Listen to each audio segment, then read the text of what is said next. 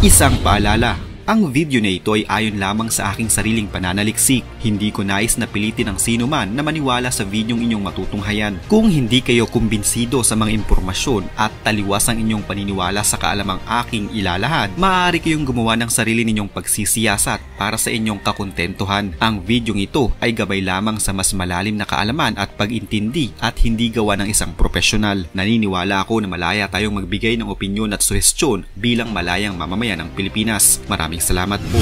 Usap-usapan pa din hanggang sa kasalukuyan ang naging pahayag ni Senadora Amy Marcos, kapatid ng ating Pangulong si Ferdinand Marcos Jr. sa isa sa kanyang mga social media account. Ito ay matapos sabihin ng Senadora na nakatarget lock na umano ang mga hypersonic missile ng China sa 25 lugar sa Pilipinas. Aminin natin ang problema talaga dahil sa tingin ng China, talagang kumampi na tayo sa kalaban nila. Magbigay tayo ng 17 base militar sa pakiwari nila, yung EDCA sites. Talaga maintang ulo. Ito ang naging pahayag ni Amy Marcos kaugnay sa nakaambang pag-atake ng China sa mga lugar sa Pilipinas. Ayon pa sa Senadora, nagalit umano ang China dahil sa paglalatag ng Pilipinas at ng bansang Estados Unidos na mga EDCA sites o Enhanced Defense Cooperation Agreement. At nakadagdag pa ang mainit ngayon na tensyon sa West Philippine Sea. Natakot talaga ako habang umiinit diyan sa West Philippine Sea. May nakita ako na plano ng China na gagamitin yung hypersonic missile. Hindi naman nila iniisip na lulusob dito sa Pilipinas yung katakot-takot na army nila, mga navy nila. Hindi ganoon ang plano. Ayon pa sa Senadora, nakatutok na ang mga hypersonic missiles sa 25 mga lugar sa Pilipinas. Kasama riyan ang Batanes, Subic at Ilocos kung saan nakapwesto ang mga BrahMos missiles na nabili ng Pilipinas sa bansang India. Mapapansin na nakatuon ang target ng China sa mga lugar sa Pilipinas na mayroong mga EDCA sites. Pero nagbabala ang China na dahil umano sa mga bagong EDCA sites ay baka madamay na din ang Pilipinas sa potensyal na military conflict sa Taiwan Strait. 3 sa mga bagong EDCA sites ang malapit sa Taiwan. Ayon kay Pangulong Ferdinand Marcos Jr., hindi gagamitin ang mga EDCA sites sa pag-atake kanino man, kundi para lamang palakasin ang depensa ng bansa. Hindi tayo papayag na gamitin ang mga bases natin para sa kahit anong offensive na action. Ayon sa Department of National Defense at Armed Forces of the Philippines, malaki ang maitutulong ng mga EDCA sites sa bansa, gaya na lamang ng mabilis na pagresponde ng mga Amerikano sa panahon ng kalamidad at pananakop. Marami man ang tumutol sa pagdaragdag ng Enhanced Development Cooperation Agreement sa bansa ay natuloy pa rin ito. Ayon mismo sa Armed Forces of the Philippines, malaki ang pakinabang hindi na lamang ng mga sundalong Pilipino kundi maging ng bansa sa pagtatayo ng Amerika ng mga pasilidad sa Pilipinas. Ang unang 5 EDCA sites ay ipinwesto sa Antonio Bautista Air Base sa Palawan, Basa Air Base sa Pampanga, Benito Ebuen Air Base sa Cebu, Fort Magsaysay sa Nueva Ecija at Lumbia Airport sa Cagayan de Oro, habang ang bagong 4 naman ay pinwesto sa Naval Base Camilo Sias sa Santa Ana, Cagayan, Lalo Airport sa Lalo, Cagayan, Camp Melchor de la Cruz sa Gamu, Isabela at Balabac Island sa Palawan. Nilinaw ng Amerika, Pilipinas pa rin ang nagmamay-ari ng mga pasilidad na ilalagay nila sa lugar. Gagamitin lamang umano ito ng mga sundalong Amerikano na nagsasanay sa bansa.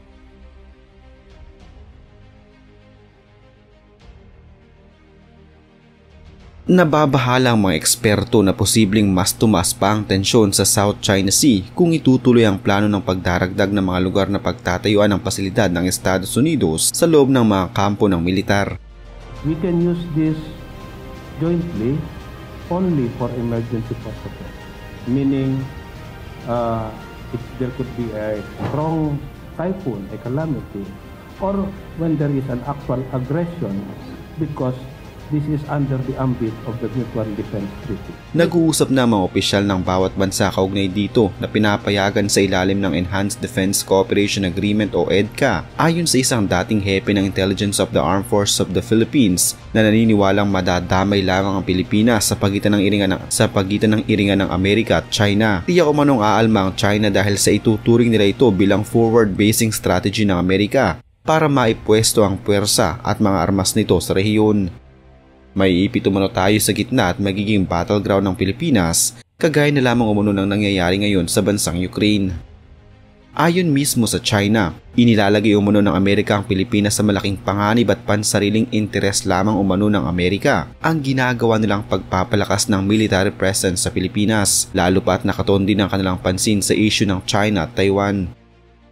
Nauna nang kinumpirma ni na Defense Officer in Charge Yusek Jose Faustino Jr. at AFP Chief of Staff Lieutenant General Bartolome Bacaro na 5 karagdagang pasilidad ang planong itayo ng Amerika. Kung sakaling matuloy ang mga dagdag na pasilidad, madadagdagan ang puwersa ng Amerika sa Pilipinas sa kanluran nito kung saan naroroon ang West Philippine Sea sa hilaga na malapit sa Taiwan at sa hilagang silangan kung saan naroroon ang Pacific Ocean. Una ding iginiit ni Faustino na ang mga pasilidad ng Amerika na nasa loob ng mga kampo ng AFP ay hindi mga base militar.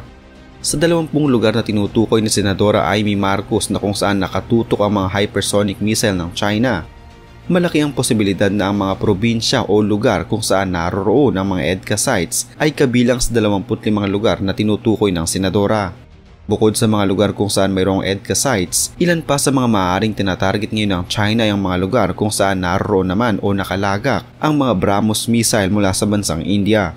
Sa pagdating ng mga ito sa ating bansa, siguradong malaki ang magiging tulong ng mga ito para sa pagpapalakas ng coastal defense ng Pilipinas laban sa mga bansang pumapasok sa ating teritoryo nang walang kaukulang permiso.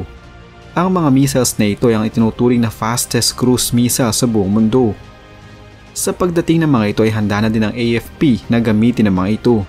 Bago matapos ang first quarter ng 2024, ang Pilipinas ay papasok na sa supersonic age. Ito ang naging pahayag ni National Security Council spokesperson Jonathan Malaya sa isang interview sa telebisyon. Ang tinutukoy na ito ni Malaya ay ang paparating na BrahMos missile system na manggagaling pa sa bansang India.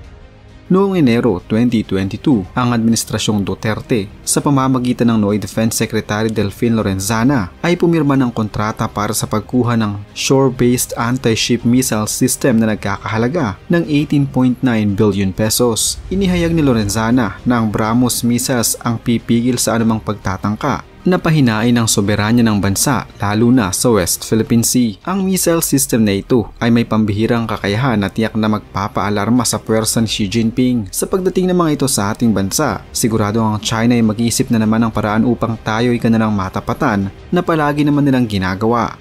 Hindi sila basta nananahimik na lamang habang pinapasikatan sila ng ibang mga bansa. Nais kasi ng China na sila lamang nasa entablado at ang palaging panalo pagdating sa palakasan at pagandahan ng mga armas pangdigma. Sa mga lumipas kasing dekada ay naging usap-usapan ng pambihira nitong lakas at ayon sa BrahMos, ang armas na ito ay maaaring sirain ng buong mundo. Ang BrahMos missile na ito ay kayang lumipad na may bilis na 3 beses kaysa speed of sound. Dahil dito ay halos imposibleng maharang o ma-intercept ang mga missile na ito. Meron tong range na aabot mula 300 hanggang 500 kilometro. Higit na mas malayo ito kumpara sa ibang mga cruise missiles. Kaya nitong magdala ng nasa 250 kilong submunition at ang BrahMos ay isa ding nuclear capable. Ang BrahMos ay isang 2-stage missile na may solid propellant booster engine sa kanyang first stage na nagbibigay ng supersonic speed, tsaka ito hihiwalay. Dahil na din sa stealth technology at guidance system na may mga advanced software ay mas dumami pa ang mga special features ng missile. Kung ikukumpara sa ibang mga state-of-the-art subsonic cruise missiles, ang BrahMos ay may 3 times more velocity, 2.5 to 3 times more flight range, 3 to 4 times more seeker range, at 9 times more kinetic energy. Meron din itong identical configuration sa kalupaan at karagatan. Ginagamitan din ito ng Transport Launch Canister o TLC para sa transportasyon at launching nito.